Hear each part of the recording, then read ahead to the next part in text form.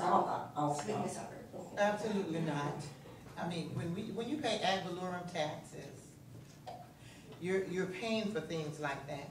We cannot continue, the reason that I'm not for it is because we cannot continue to make all these concessions for developers, give away opportunities to make money for our city to offset some of the basic needs of our citizens, and then try to break the backs of the residents by higher water bills and higher fire taxes and all of those things when we have resources that we can use to pay for those types of needs instead of creating new taxes.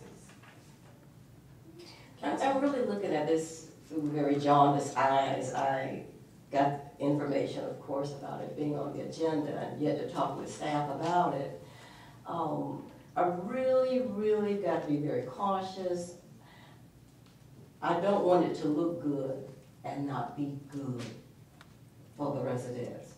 So I've not made a decision on it, but I don't want anything that's going to break the backs of our residents. We just, you know, with the millage being increased, high water bills, I just got to really look at this and get a grasp on it. So I can't tell you now, but I do know that I'll be looking at it specifically with the eyes of not doing anything to hurt my residents. Thank you. Do you have any ideas about how to decrease property taxes? We know that it's a real serious issue in the city right now. Do you have any ideas about how to attack that issue? We'll start with you. This is going to be a challenge for us. I have committed that I will not increase property taxes. We did have to increase our millage because we were looking, we had to try to balance what are we going to do here. We don't want to lay people off. So we've got to see how we can maintain a high level of service with our police department, with the fire department, and try to retain as many people as we could, as many of our employees as we could. So I don't want to increase taxes anymore. But to answer how we're going to lower the taxes is going to mean looking at bringing other revenue in some form. Certainly we want to try to increase our tax base through businesses coming into the city. So there's not a quick fix for that. Thank you. Ms. Hubbard. Generating revenue is definitely going to be one of the things that we need to have happen in order to decrease the amount of our ad valorem taxes.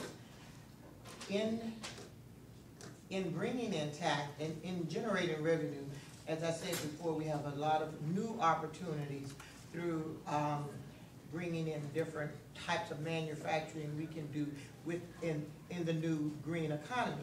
We can also maximize the marina with our dry storage and our wet slips.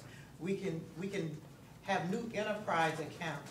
Now, again, I want to make sure that everybody's clear that we bring in good, clean industry, not industries that's going to bring only $100,000 worth of revenue, but $1 million worth of health problems.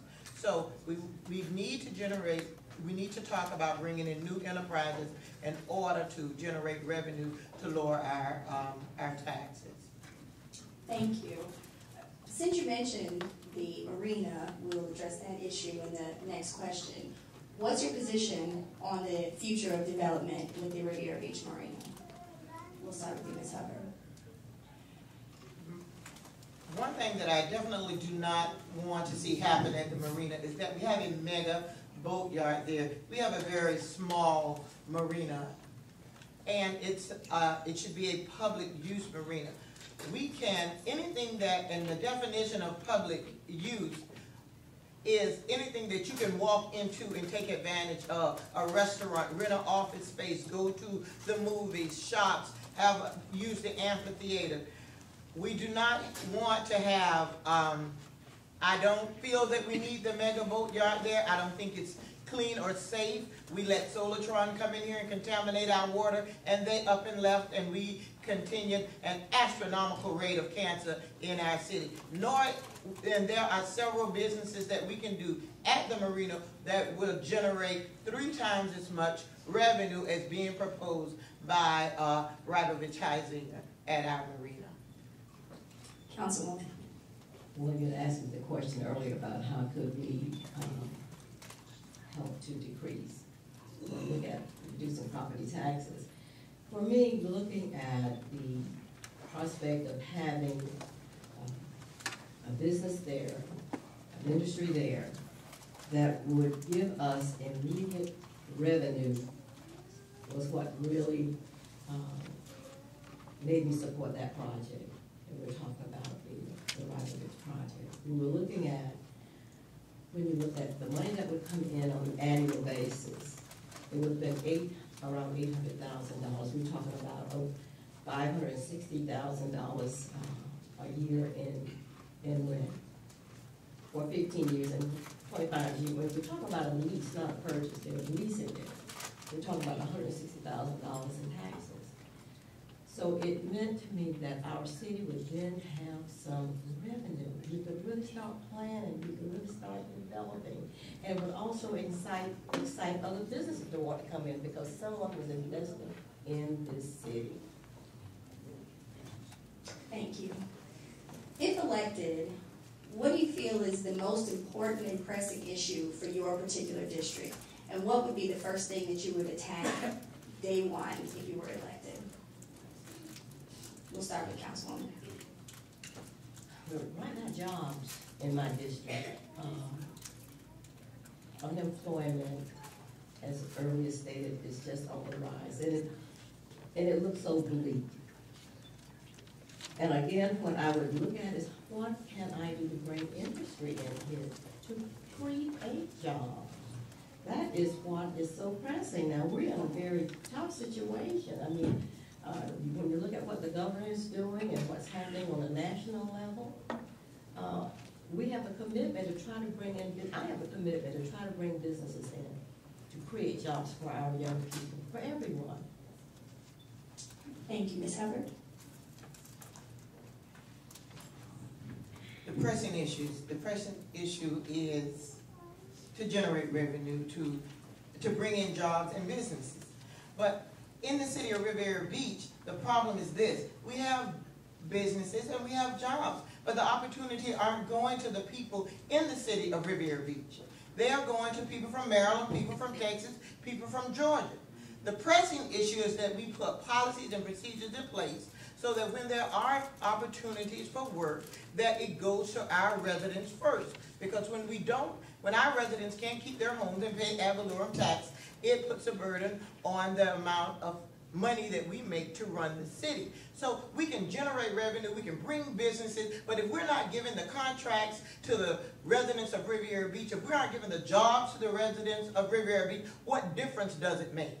So the pressing issue is that we put policies and procedures in day one to let them know, to let the people of Riviera Beach know, and the contractors know, if you come to do business with Riviera Beach, you're going to have to do business with the people of Riviera Beach. Thank you. Okay, our final question for District 1 candidates is, do you honestly believe that Riviera Beach is indeed the best city to live, work, and play? And if not, what can be done to actually make this slogan a reality? Or do you think we need a referendum to change the slogan? Let's start with Ms. Hubbard. Absolutely, it is the best waterfront city in which to live, work, and play. Ask all the developers, they know it. We need to live it. What we need to do to realize it, to live it, is to be able to have a self-sufficient community, to improve the quality of life by giving us a chance to earn a fair reward for our labors and to do work in our city until we make enough money to take care of ourselves and the people are put to work. If Riviera Beach is not put back to work, then we won't be able to live that But even on its face as it is, it still is the best waterfront city in which to live, work, and play. We just need to make sure